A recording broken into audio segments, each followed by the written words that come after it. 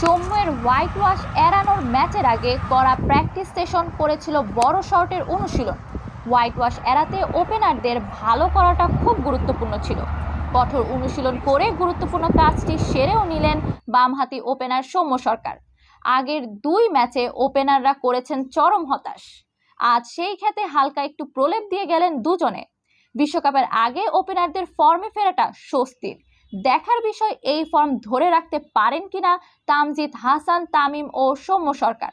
মুস্তাফিজুরের 6 উইকেটের পর তামিম সৌম্যের অপরাজিত হাফ সেঞ্চুরিতে যুক্তরাষ্ট্রকে 10 উইকেটে হারিয়েছে শান্তর দল।